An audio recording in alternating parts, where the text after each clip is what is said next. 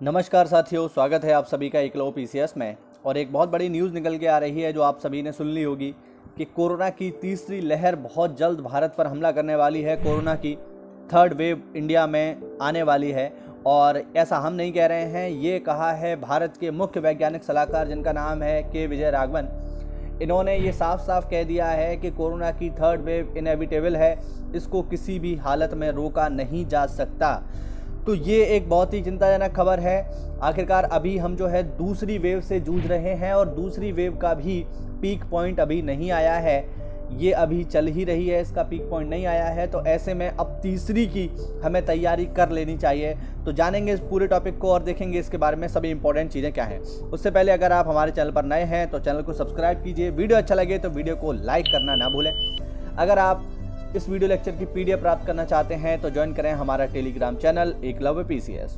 विद्यार्थियों, बीमारियों की बात चल रही है, यहाँ पे कोरोना महामारी की बात चल रही है। तो आखिरकार हम ये जानने की कोशिश करते हैं कि कोई भी बीमारी कितने चरणों में फैलती है, महामारी कितने चरणों में फैलती है। जैसे ये थर्ड वेव बताया जा रहा है, इसी तरीके से किसी भी महामारी के स्टेजेस होते हैं, उनको जानने की कोशिश करेंगे हम कि आखिरकार कोई भी बीमारी कितने चरणों में फैलती है। तो महामारी की अगर बात की जाए विद्यार्थियों, तो कोई भी महामारी 3 चरणों में फैलती है। इसका जो फर्स्ट स्टेज होता है, जो आप देख पाएंगे, इसकी शुरुआत होती है बाहर से आए लोगों से। यानी जैसे हम अगर कोरोना वायरस की बात करें तो कोरोना वायरस हमारे यहाँ से तो शुरू हुआ नहीं, ये शुरू हुआ कहाँ से? वुहान से। वुहान चाइना में है।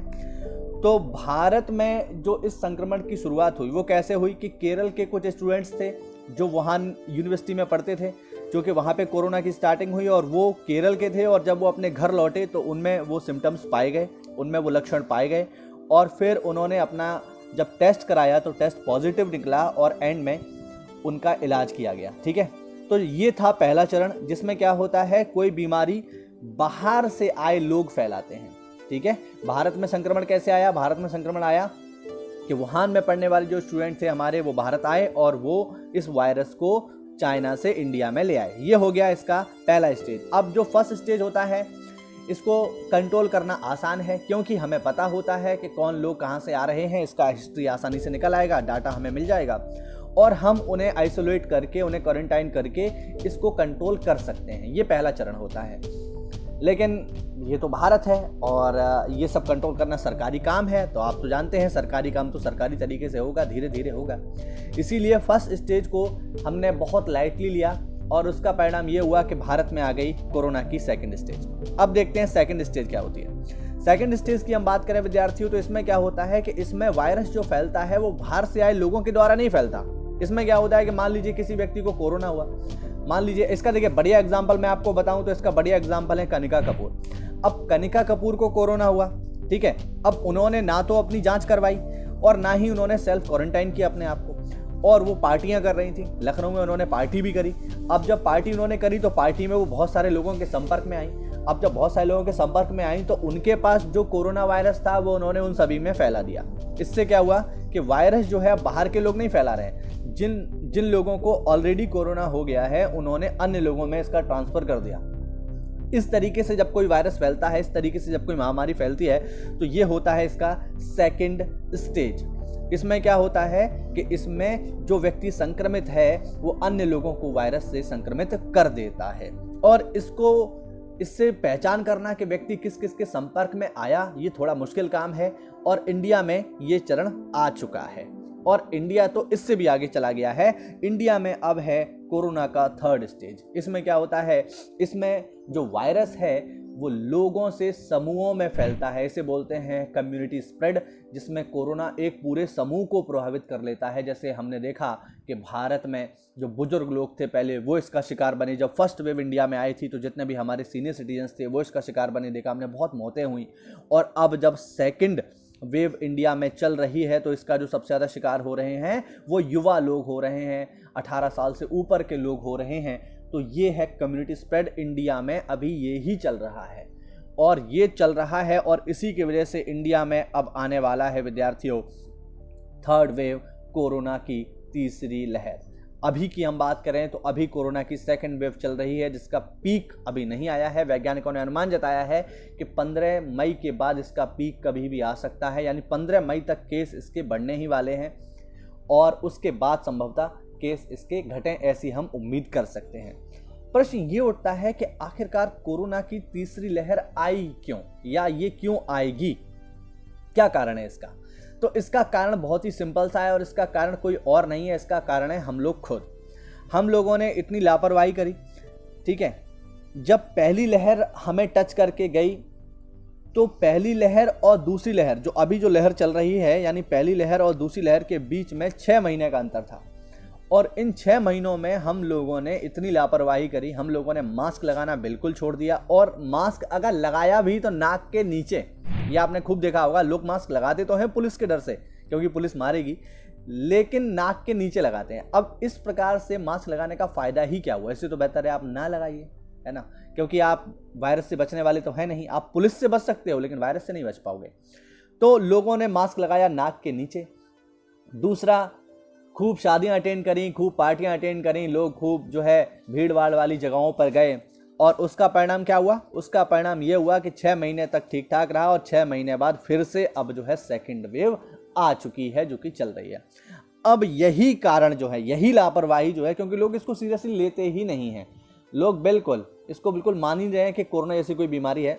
सारी के सारे जो वो उन्हें जो काम करने होते हैं वो कर रहे हैं, और इन्हीं सब कारणों की वजह से अब भारत में तीसरी लहर आएगी।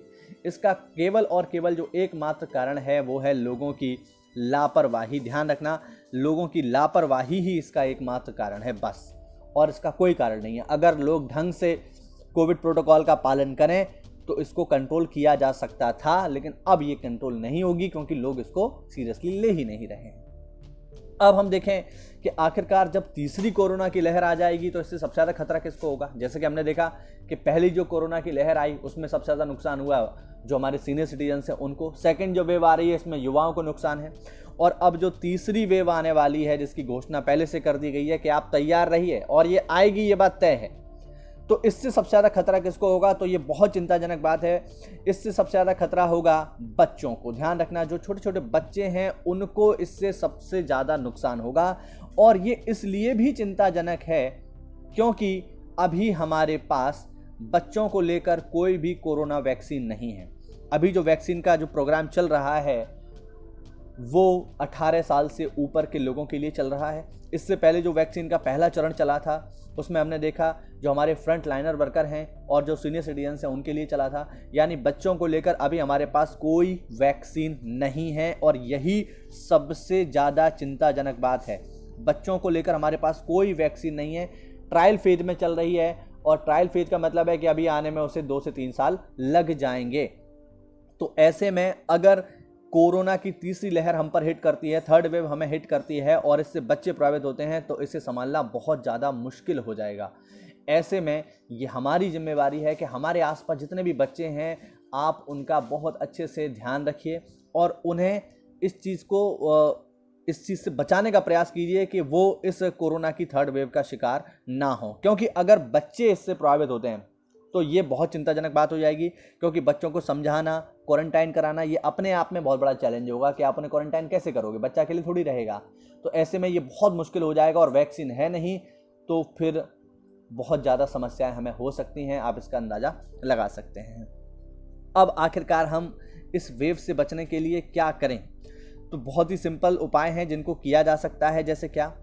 पहला उपाय है भैया कि भीड़ भाड़ वाली जगहों से सर्वथा दूर हो जाइए अगर जिंदा रहना है तो। अगर आप जिंदा रहना चाहते हैं तो जितनी भी भीड़ भाड़ वाली जगह है जहाँ पर भीड़ होती है, लोग एक दूसरे से सटकर खड़े होते हैं, वहाँ से आप बिल्कुल दूर हो जाइए, ठीक है। अब सरकार तो इसमें कुछ करने वाली है नहीं, क्योंकि अगर सरकार को इतनी चिंता होती तो इलेक्शन थोड़ी होते, है ना। तो उन्होंने जो किया उन्हें करने दीजिए, आप अपनी जान की जिम्मेवारी खुद लीजिए, दूसरे के भरोसे मत बैठिए। तो अगर आपको जिंदा रहना है तो भीड़ भाड़ वाली जगहों से बिल्कुल हो जाइए दूर।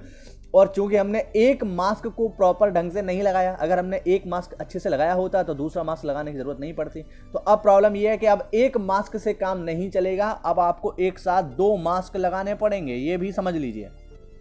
यानी एक मास्क लगाने से अब भला नहीं होने वाला है, एक मास्क आपको नहीं बचा पाएगा, अब एक साथ आपको 2 मास्क लगाने पड़ेंगे, तब आप बच पाओगे।